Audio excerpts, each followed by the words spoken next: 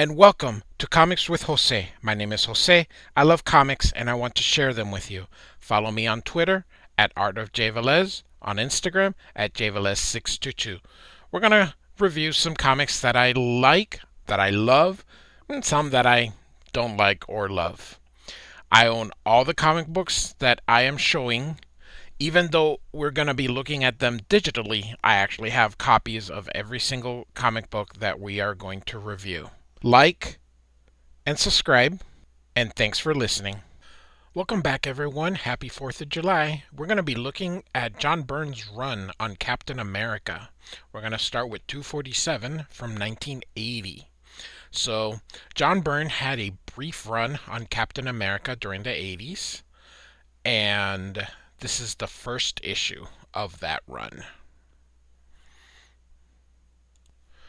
So, it's uh, written by Roger Stern, but it's really also plotted by John Byrne. So John Byrne served as the co-plotter and the penciler. So between the two of them, they came up with the story. And then Joseph Rubinstein is the inker.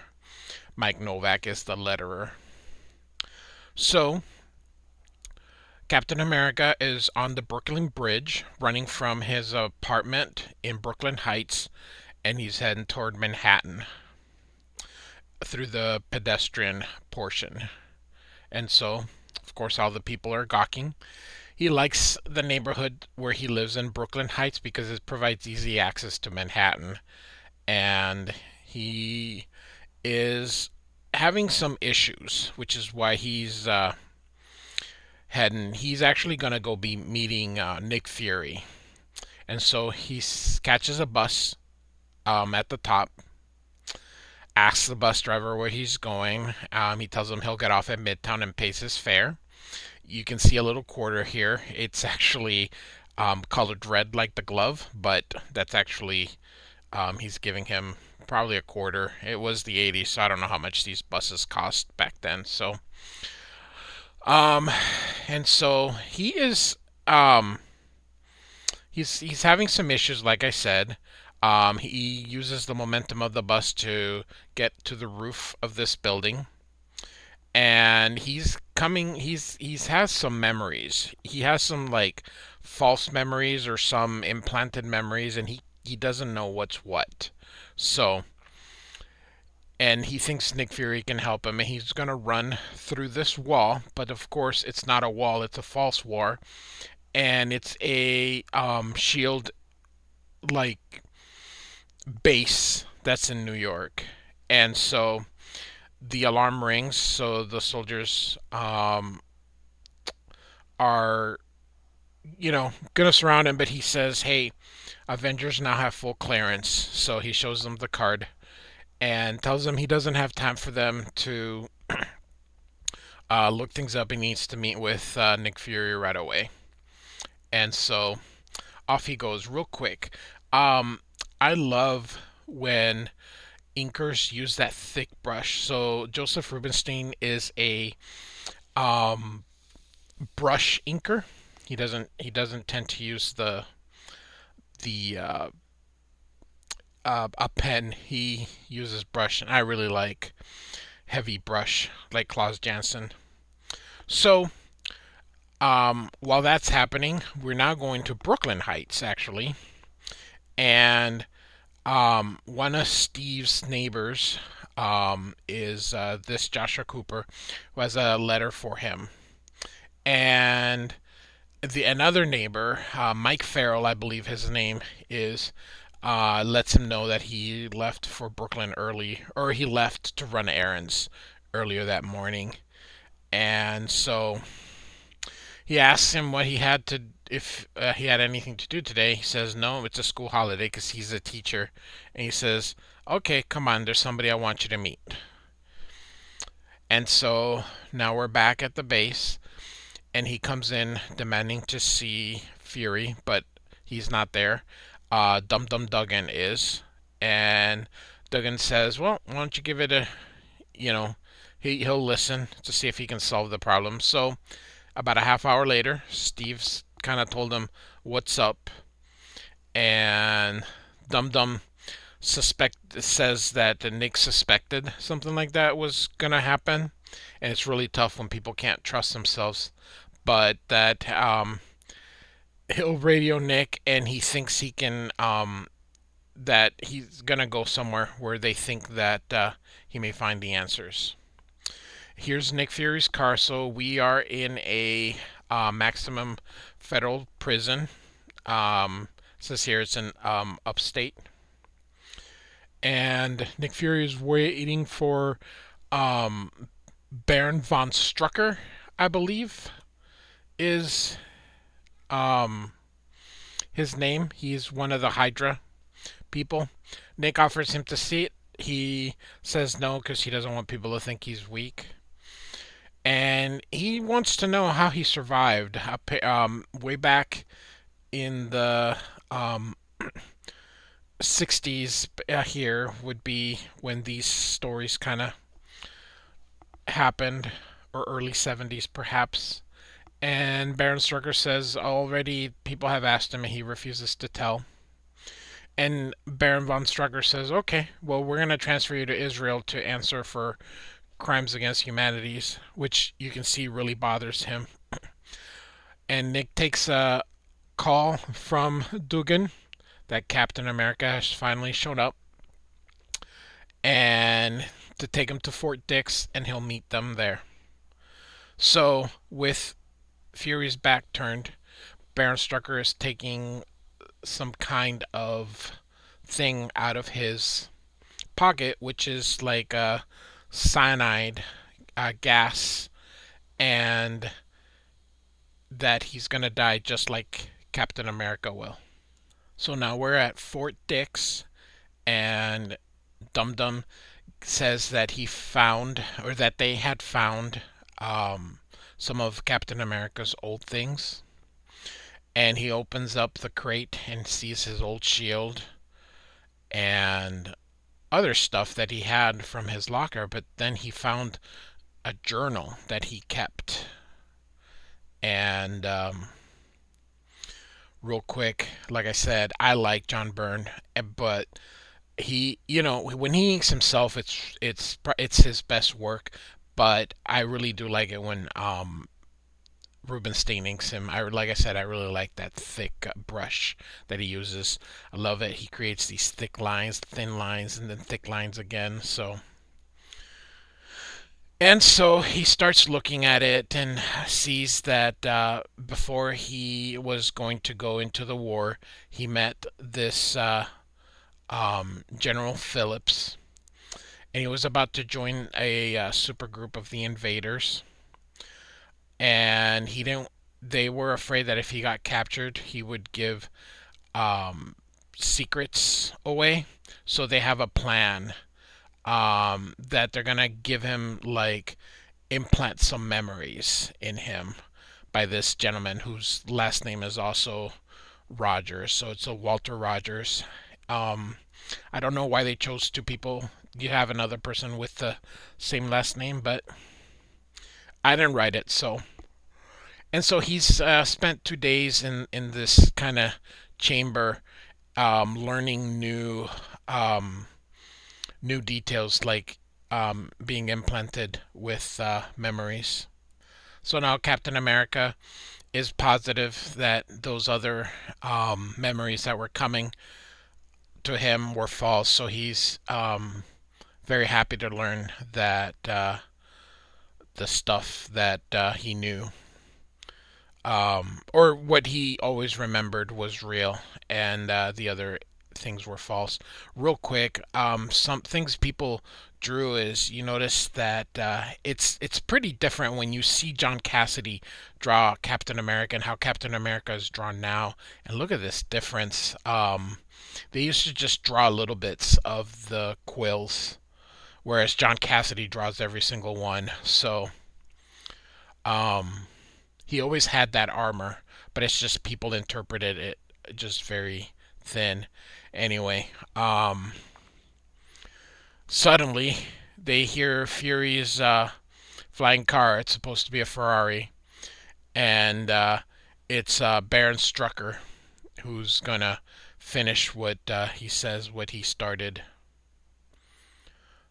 John Byrne is such a good artist and a good penciler, and this is still he hasn't quite reached that level, but you can see he's very solid here. So of course we do have Baron Strucker here. So Baron Strucker starts attacking, and his new shield is behind the car, so he can't reach it. So Dum Dum gives him cover and gives him the old shield, which is really only a defensive.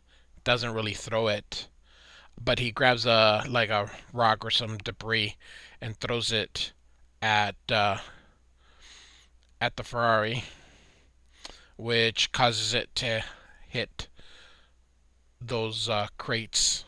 Strucker gets out and shoots, hitting Duggan, and Captain America covers him and then goes to attack, but then is of course hit by the shield or hit by a blast, and he throws that shield, and he does it to try and distract him. Of course, the shield doesn't land anywhere near it, but that wasn't the point. Strucker's distracted, so Captain America um, kind of spears him and then punches him, and then he uses this called the Satan's Claw and takes it out of the he had it gloved, and of course it grants him like a super punch, I would guess. So Nick Fury was sleeping, or not sleeping, I'm sorry, he was knocked unconscious inside the car. Comes out, sees Cap fighting Strucker, grabs Cap's shield, throws it at Cap. Cap uses it to destroy or at least disarm the glove, and they're going to take him away. But of course, Baron Strucker decides that he's going to kill himself instead. But it was never him. It was a robot that they've had this whole time. Turns out that it's a robot built by the machine smith, and you can see he's building robots of different of the heroes and villains, Magneto, and I really don't know who this is, but Spider-Man, the Thing, and Iron Man. And so this ends our issue. So now 248, and we have the Dragon Man. Like this cover. John Byrne is a master storyteller, and you could even tell this is before he's even become the expert that he is nowadays. He was still young, but this dude knew how to draw and compose. So I actually ended up buying this his entire run. I did not buy it when it first came out. I bought his entire run, oh, I want to say maybe 15 years ago. I went to a comic book store. They had them all in there. I had been reading about how good this run was, and I decided to just go get them. They were quite affordable. I think they were still like $2 each, so I picked them up. So this is titled Dragon Man, and it basically they're still at Fort Dix, and this doctor here, Gaffer, says it's a very sophisticated robot, and here's our credits here with Roger Stern and John Byrne. They come up with the story together. Roger Stern's basically your scripter, and John Byrne's the penciler, with Rubenstein as the inker. Rubenstein, I like him because he uses brush, and I am mark for artists with thick brushes. So,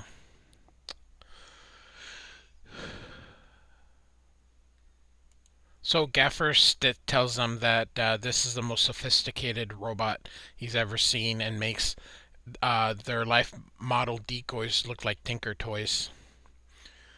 And of course, Machine Smith is watching, and Captain America is just impressed by how technology has advanced, and um, everything that's happened. He just thinks it's impressive. Again, look at Rubinstein's thick lines.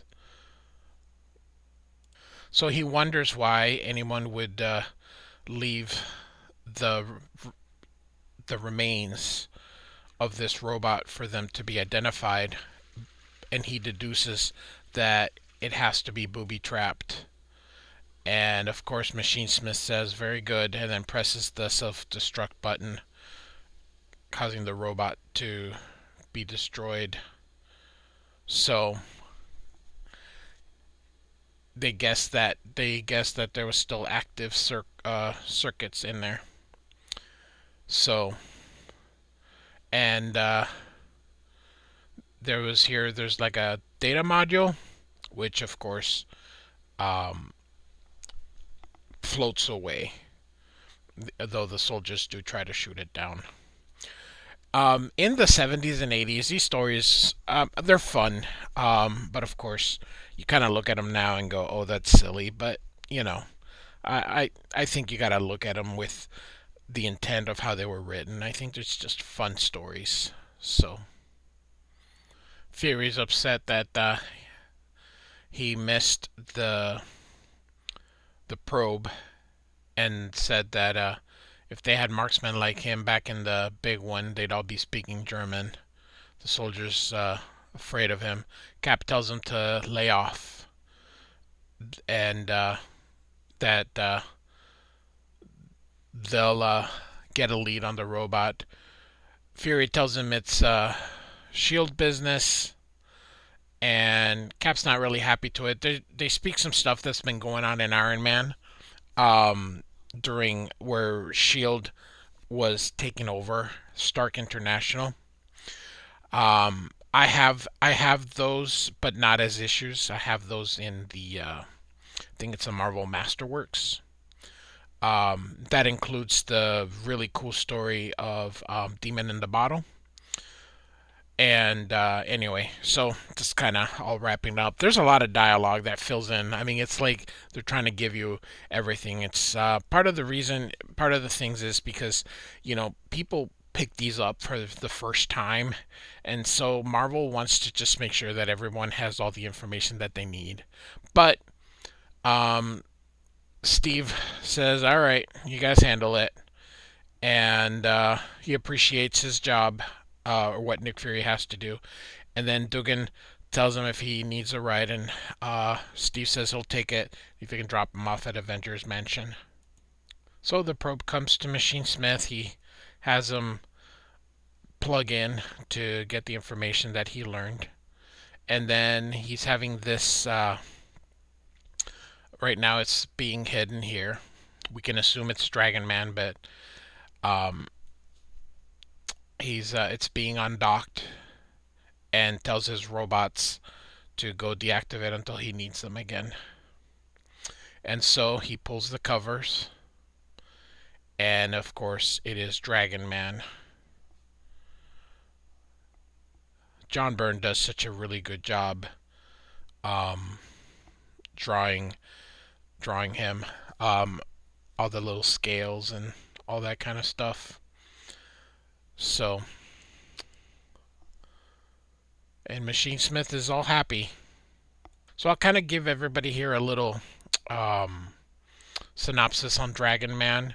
He was created by Stan Lee and Jack Kirby way back in Fantastic Four number 35, and he is a android. So he is also like a robot in the inside. So back in the 80s, Captain America's when he wasn't Captain America, it was Steve Rogers. He actually had a career. So I don't think you see that anymore, but he was a commercial artist. And so here they're showing all the mundane things he was doing. And so he's riding the bus back to Brooklyn Heights and heading home. So I'm pretty sure he doesn't do this anymore. So and he's being called out. So Josh Cooper asked Steve that he wants to invite him to dinner, and for three reasons. And his old college, uh, or Mike Farrell from last week, his friends moving into the building, and then they have a great recipe for spaghetti, and third, it's Friday. So Steve's like, lead the way. And he meets, they said her name was Bernie, but of course it's short for Bernadette.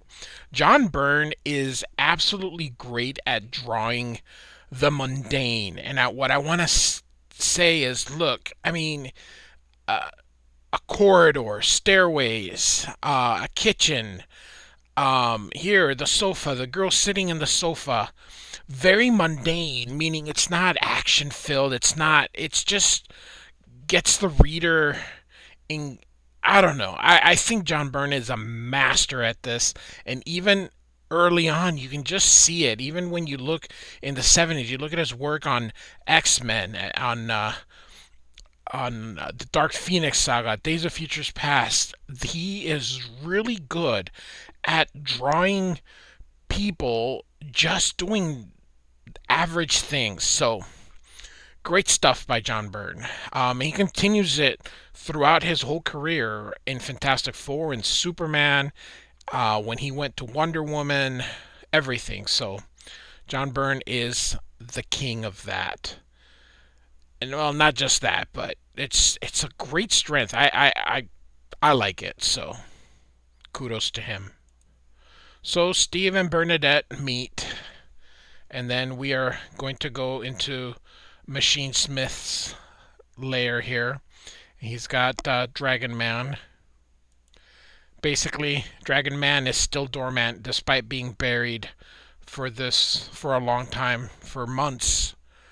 Um, it's comic book, so you don't wanna make it sound like everything happens in a week. Um, so so he says once he flips the switch, Dragon Man will be alive, and you know, for some reason he's angry at Captain America. I tried to read up on him, and I just couldn't find what his hatred of Captain America really is, because he really didn't have much interactions until he was introduced here in the Captain America. Machine Smith really started out on Daredevil, and he was really a Daredevil enemy. So for some reason he's angry with Captain America, but I really don't know why. And so Dragon Man wakes up and he attacks Machine Smith. Real quick, I love the use of the tones right here. Really like it to add some depth to it. So he has that little probe. He calls him Gadget. Go into Dragon Man.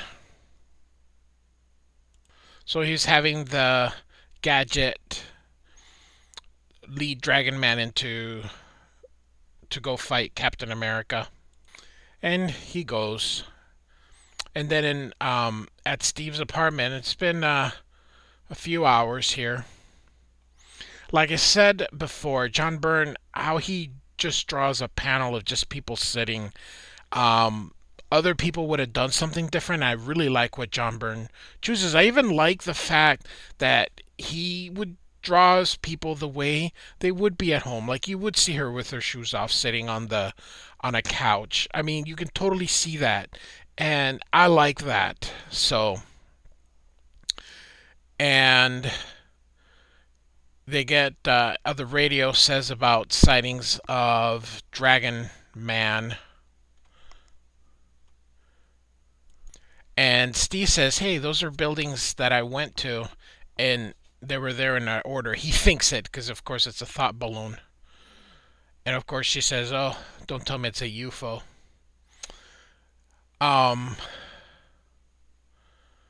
she looks like Kitty Pryde almost. This is the first time I saw her. I was really thinking Kitty Pryde. It's probably the big eyes that he gave her. And so Steve's kind of gonna go take a look outside, and Bernie's impressed with Steve. She says he looks like he's got a presence and he's ready for anything. And then here he can see the shadow of the Dragon Man. So he bumps into her by accident or on purpose, but to make it look like an accident. And he leaves abruptly. And then you can see here by the balloon to make it look like it's icy. And he tells him not to take it personally. Um, so he remembers the letter that he had to give him, so he's gonna go to his apartment. But of course, Steve's already gone. You can see the shadow of Captain America. And now Captain America and Dragon Man meet. And so notice how calm he is, but of course, the little gadget kind of makes him, um, kind of drives him crazy. And he starts attacking. And Captain America wants to lure him away from all the people. And underneath, um, the lady is annoyed because she hears that noise. And Dragon Man comes through their building fighting Captain America. And he's like, trying to lead him away from the civilians. Tries to lead him away, throws his shield, hits him, it does nothing. Dragon Man tries to eat it, it doesn't do anything. Of course, it's made of adamantium and vibranium. Then he throws it away. All the way up, almost a mile in the air. So here's an airplane. And Dragon Man's still causing a mess. Hits the water tower. Captain America jumps from one building to the other. Dragon Man follows. Here comes the shield, which damages a wall. And he grabs Captain America. And so we're left with a cliffhanger. Will Captain America survive, of course? So now we are in issue 249. So here's the cover. And we see here that Captain America is going to end up fighting some robot versions of Spider-Man, the Thing. And is this Magneto? I think so. That's the Magneto helmet. So should be pretty cool. Again, I love that thick brush by Joseph Rubinstein. Alright, so Death Wears Thy Sting is the title. And Dragon Man still has Captain America in his grasp. And here's the credits. Roger Stern and John Byrne co-plotted together. Roger Stern really is the scripter and John Byrne is the penciler. So Captain America takes his glove off, throws it at the eye of Dragon Man. Dragon Man then lets him go. He sees that little drone, so he aims his shield at it and hits it, destroying it. That allows Dragon Man to recover, because that drone was sending like hypersonic signals. So Dragon Man knows that Machine Smith did this, so he's gonna go find him. And Captain America suspects that, so he's gonna follow Dragon Man. And so he grabs uh, the clotheslines and makes a makeshift rope and grabs onto Dragon Man. And then in the apartments, we see a group of people gathered, and here's Josh and Bernie, and they're kind of wondering how the fire started. And Mike tells them that people saw Captain America fighting like a big dragon-looking monster, and Bernie's concerned about Steve, and they kind of make fun of her, saying, "Oh, like a one-woman fan club here," and she feels kind of like 'cause she just met him, but apparently she has like a crush on him. Love the big eyes. It reminds me of Kitty Pryde, like I said. Um, love like I said, the nice thick brush that's used. And so we're back to Captain America, who's still hanging on to the Dragon Man. And so he lets it go and then rolls down. I love the comic book language of how they used to, the rolling there. That's pretty cool. And so Dragon Man's going into that barn. And so Dragon Man rips through the front door and goes in, and Captain America follows him and catches Machine Smith by surprise. I think, if I remember, this might be Airwalker, who I think was a um, Galactus Herald also. I don't know. He's one of those cosmic beings. And we see Spider Man on the table, Magneto, and then, of course, there's the Thing. And he sends three drones, and they kind of electrocute him, and he falls down. And Captain America attacks, throws his shield, and goes and grabs Machine Smith, but he's also a robot as well. Kind of surprises Cap, and Machine Smith is here. I assume it's the real one, but we never know because he keeps making robots. And suddenly he's hit by the Thing robot, and all these other robots are now going to attack Cap. And so he's going to fight them. So I love it when it's just action because it's pretty easy to just kind of follow along here as he kind of smashes them. John Byrne, as I keep saying, he is a master illustrator.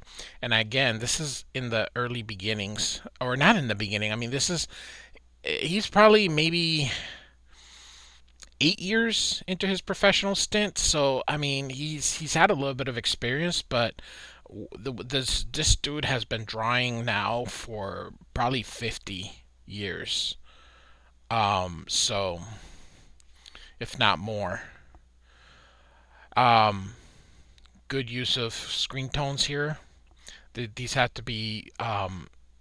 If you've noticed, anytime there's screen tones, they're manually put in here, and then these parts they're manually having to take them off. So it was time consuming, but they did it to create gray values. So. And so while Cap is fighting, Machine Smith is getting away, but he throws in one of the robots to um, keep the door from closing. And Captain America goes to chase him and catches him. And so we're gonna, Machine Smith is gonna tell him what's up, why, he's been after Captain America, because like I said, he's mainly a Daredevil villain, so So Machine Smith doesn't really give him much of a confession, just kind of a little bit of his origin where he was fighting Daredevil and he seemingly fell to his death, and how one of his robots found him and preserved his life. But now we see here that this was another robot, and Captain America just doesn't know who's real and who's not, and he is just getting attacked by all these robotic parts. And so Captain America fights. Machine Smith continues to tell him a little bit of his origin and how when the robots found him, they preserved him the only way they knew, by putting him inside another robot. So in effect, the human version is dead. So Machine Smith is really a robot who has his mind, um, but um, everything else is gone. And so Captain America knows now that he's not really human, so he goes to attack him. Doesn't know how many there are. He's just trying to break them, and of course, there are still so many of them. He has built himself and passed himself off. So that's actually a very cool story here.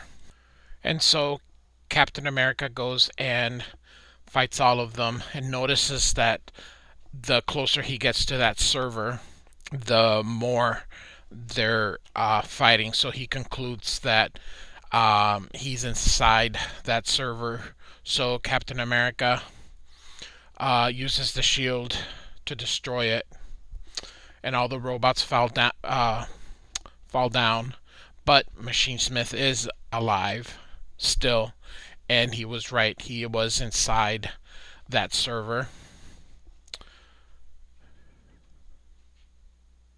And so we finally find what the obsession with Captain America was. So he didn't want to live anymore because he wasn't living. He said he was just existing. And no matter what he did, he could not kill himself because the prime directive to preserve himself was too ingrained. So no matter what he did, he couldn't. So he deducted that Captain America would have the best chance at destroying him.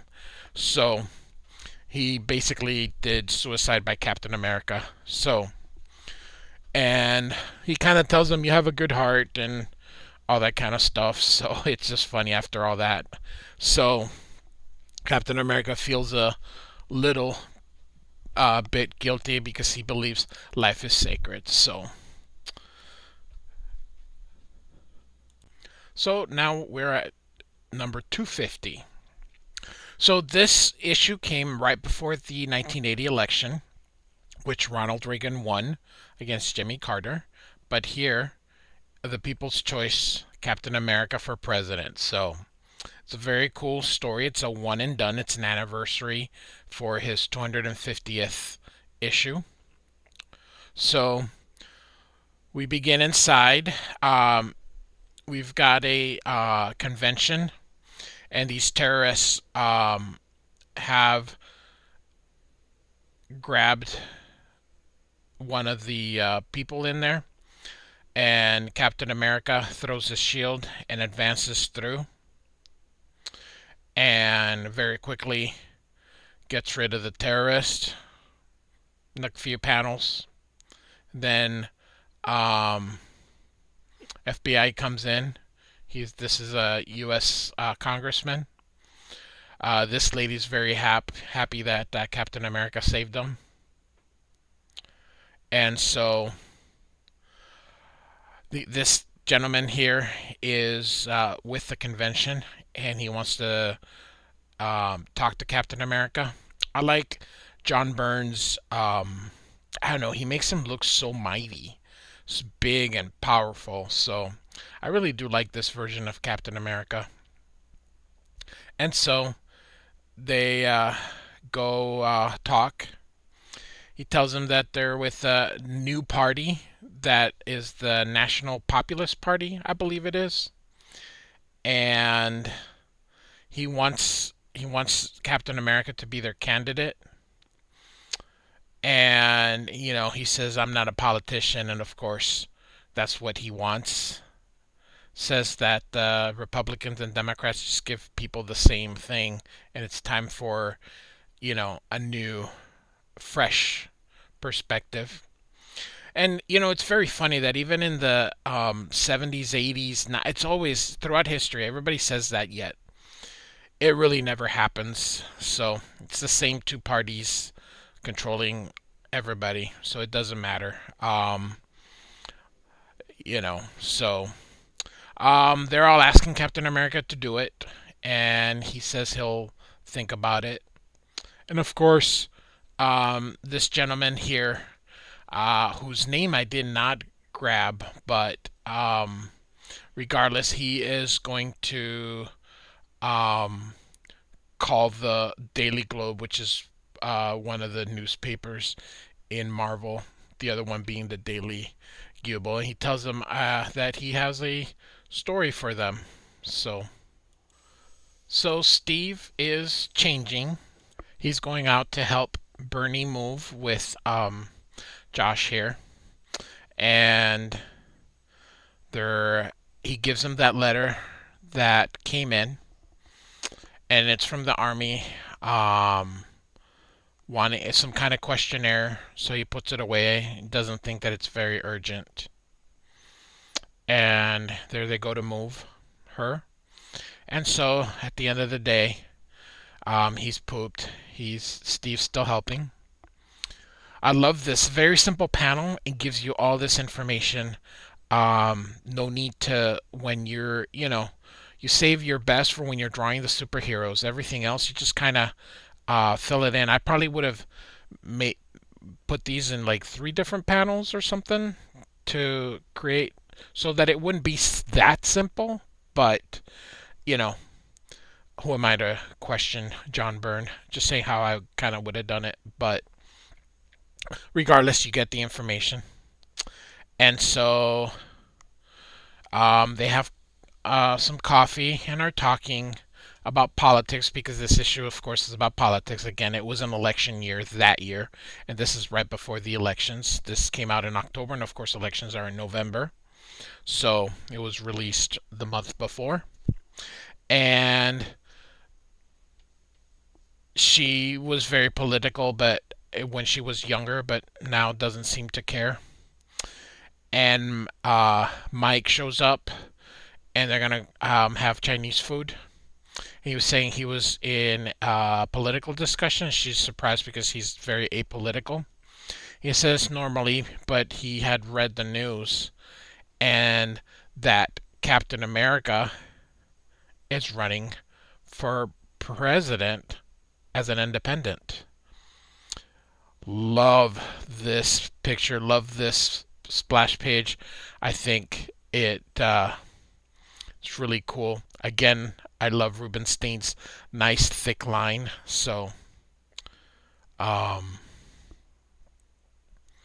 yeah, very good splash page. That's what you do with splash pages. And so Steve Rogers is surprised. Sorry, Steve Rogers is surprised. So, they're telling him what great candidate Captain America would be. So, outside of Avengers Mansion, all the newspaper people have gathered, and here comes Captain America, and they all swarm him. He basically doesn't have a comment, um, and wants to know if there's some kind of dangers out there so that they can go, but there is none.